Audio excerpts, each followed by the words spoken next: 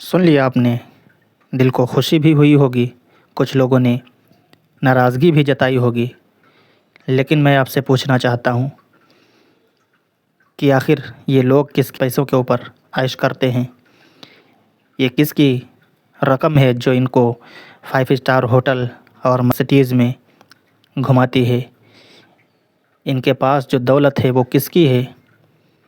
ایک مزدوری کرنے والے کی، ایک رکشہ چلانے والے کی، ایک صبح سے شام تک کمپنی میں جاب کرنے والے کی، غریب کی کمائی ہے جو آپ نے ان کے اوپر اڑائی ہے۔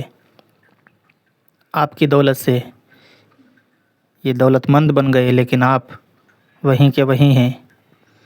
میں یہ نہیں کہتا کہ آپ ان کو نہ دو، ضرور دو، دینے کا حق ہے، ثواب بھی ہے، لیکن میں آپ سے پوچھنا چاہتا ہوں کہ آپ نے لاکھوں روپے کے جلسے کر دیے، 20,000 روپے مقرروں کو دے دیے، شاعروں کو 30,000 روپے دے دیے، لیکن آپ ہی کے گاؤں میں ایک غریب بیٹی نکاح کے لیے تڑپتی ہے، اپنے باپ کے اوپر بوجھ بنی ہے، آپ نے اس کی طرف توجہ نہیں دی۔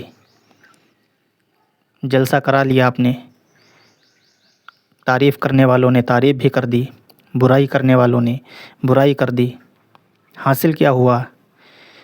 تقریر کرنے والا تقریر کر کے چلا گیا، جو نذرانہ طے تھا وہ لے کے اپنے گھر واپسی کر لیا۔ شاعر جو نذرانے پہ آئے تھے وہ نذرانہ لے کے اپنے گھر چلے گئے، لیکن قوم کو کیا ملا؟ اسے حاصل کیا ہوا؟ 2-4 دن ہمیں یاد بھی رہتا ہے کہ وہ فلاں مولانا بڑا اچھا بولا، وہ فلاں مولانا نے بے عزتی کرا دی، وہ فلاں شاعر بہت اچھی نعت پڑھا، لیکن وہ فلاں شاعر جو آیا تھا اس نے تو پورا معاملہ چوپٹ کر دیا۔ ہم نے تعریف بھی کر دی، برائی بھی کر دی، لیکن اس سے حاصل ہمیں کیا ہوا؟ لاکھوں روپے اگر ہم نے خرچ کیے ہیں تو اس سے کچھ حاصل بھی تو ہونا چاہیے۔ جلسوں سے ہمیں حاصل تو کچھ نہیں ہو رہا، صرف ہم تعریف اور برائی کر دیتے ہیں۔ لیکن میرے عزیزوں، آپ ہی کے گاؤں میں تلاش کریں تو درجنوں ایسے بچیاں آپ کو ملیں گی جن کا نکاح نہیں ہو پا رہا، صرف اس وجہ سے کہ وہ غریب ہیں، ان کے پاس اتنی دولت نہیں کہ وہ ان کے والد ان کا نکاح کر سکیں۔ کیا ہم نے اس کی طرف توجہ دی؟ بالکل نہیں۔ ہمیں اپنے معاشرے سے مطلب نہیں ہے۔ ہم یہ سوچتے ہیں کہ ہم 40,000 کا مقرر بلائیں گے، وہ تقریر آ کے کرے گا تو پھر ہم سدھر جائیں گے، ہماری قوم اصلاح پا جائے گی۔ ایسا نہیں ہے۔ تقریر کرنے کے لیے آپ کی مسجد کا امام ہی کافی ہے، اگر آپ سمجھنا چاہیں تو، ورنہ آپ امریکہ سے بھی بلا لیں، تب بھی کچھ فرق پڑنے والا نہیں ہے۔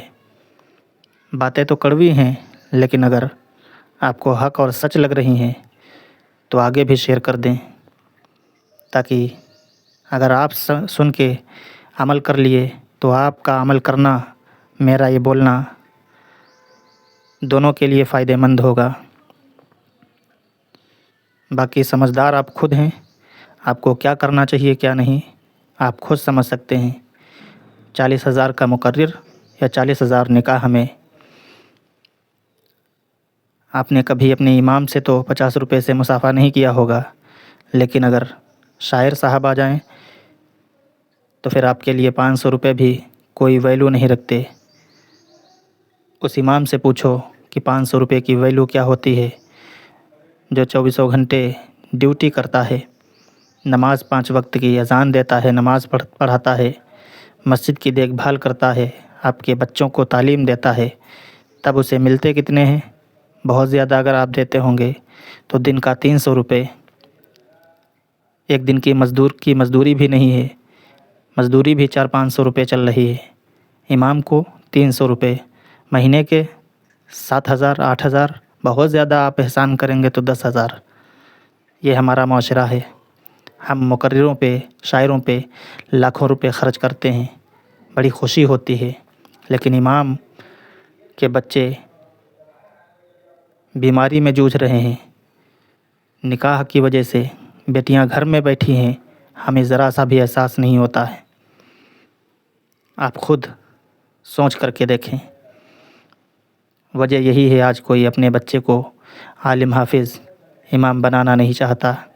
اگر آج آپ نے بھی یہی ماحول رکھا تو یاد رکھیں ایک دن ایسا بھی آ سکتا ہے کہ آپ کے مردے پڑے رہیں گے، آپ کو نماز پڑھانے والا نہیں ملے گا، آپ جماعت میں کھڑے رہیں گے، آپ کو امام مصلی پہ نماز پڑھانے والا نہیں ملے گا۔ تو ابھی سے سوچیں اور غور کریں، عمل کرنا شروع کریں۔